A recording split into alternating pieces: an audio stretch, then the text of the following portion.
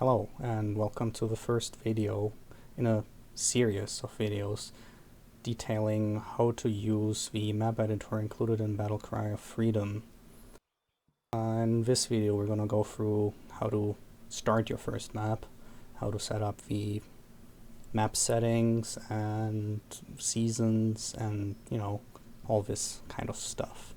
And in the following videos we're going to talk about all the other stuff that you have to do to make a map, like terrain editing, scene props, and all of this.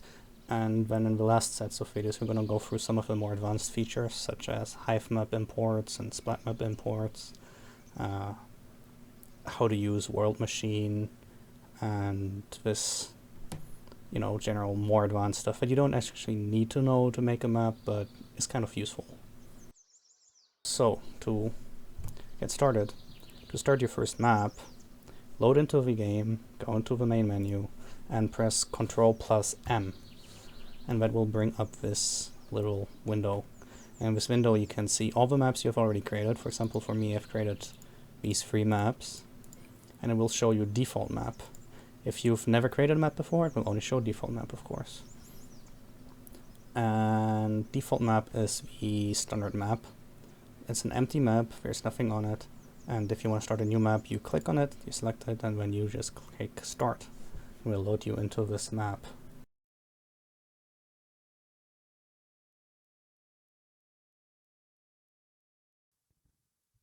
As you can see, it will take a few seconds for it to load, but after that, you're in the scene now. This is your first map, and you'll see you're in a small map. There's outer terrain, there's your playable area in the center here, which is clearly visible. And to actually start editing your map, press Ctrl+E. That will bring up a new window where you can name your map and enter your name. So in this example, I'm going to, call it tutorial map. And my name is Olafsson, of course. So after you press ready, you'll see that it opens this little window. And for those of you who have used the scene editor in Mountain Blade Warband or Napoleonic Wars, which is basically the same, before, you'll immediately recognize the similarities.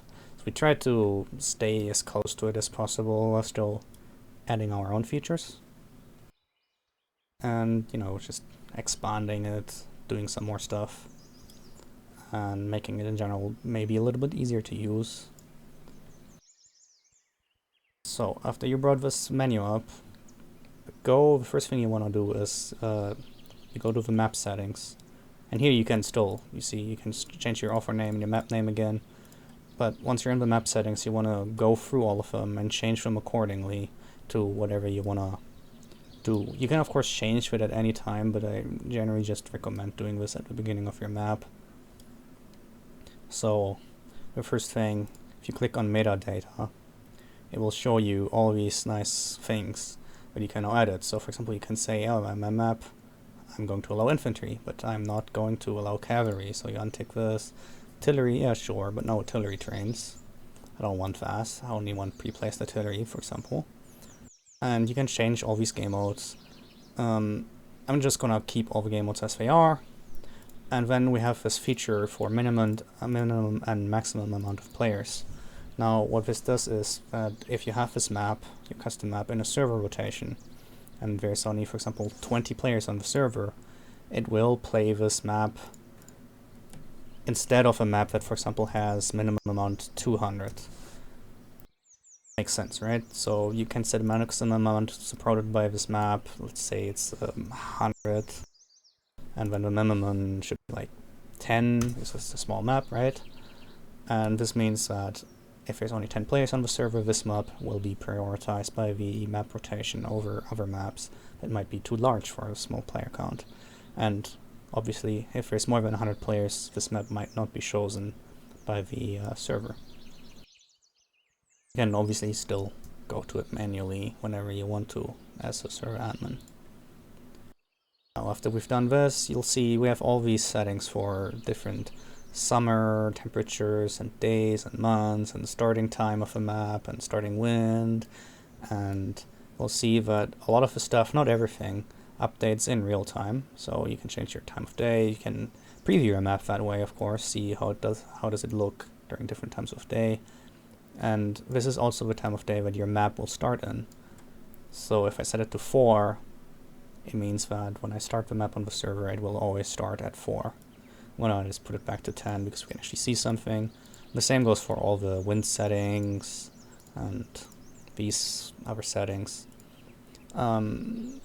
They can, of course, be overwritten on the server with the server rotation, but this is just the default.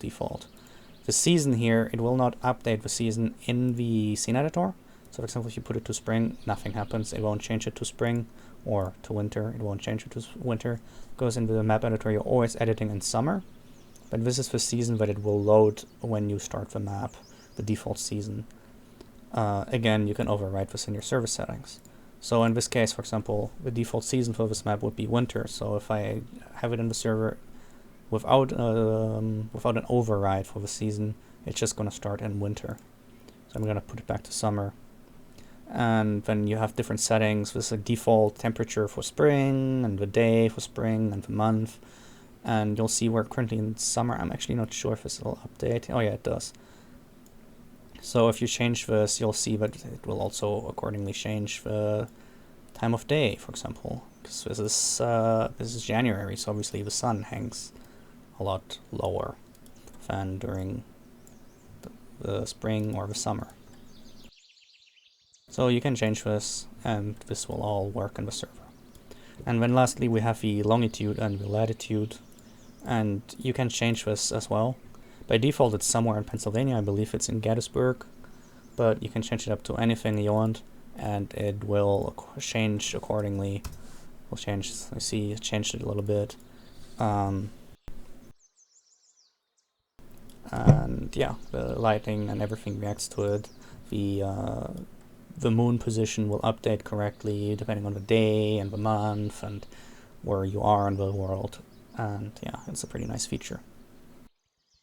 Now, lastly, after you've set up all these map settings, you want to go to the paint terrain settings, and you'll see on the bottom here a map size parameter. Here is where you can choose how large you want your map to be. Simple, by default, it always starts in 200 times 200, which means 200 times 200 meters.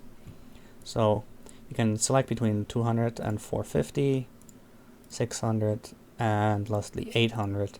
Which is actually so large that some of it isn't even being rendered. If this is your first map, I generally, unless you're really experienced with map editors and that stuff, to just start with a small map. Start with a 200 times 200 map. Just make a little farm or something. And just get used to all the tools. And after that, go to a larger map if you want to. But it's very unlikely that you're going to finish an 800 times 800 map in the first try, because you're going to do mistakes, and very easier to correct if it's a 200 times 200 map. And it also doesn't take as long to finish, obviously, because it's so much larger. And then lastly, although it doesn't work right now, and it will work in the future, you can select different outer terrains. For example, in this case, we have the outer terrain land, which means it's land all around. We don't have a coastal outer terrain. We don't have a coastal outer terrain at the moment.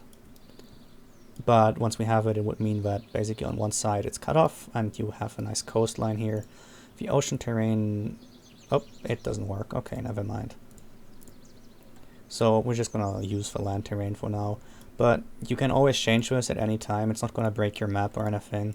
So if you make it, you know, if you start your map on land and then you decide to make it an ocean map, for example, very easy. You just change it to ocean and it will work. So I think that's it for getting started, and maybe I'll see you in the next video.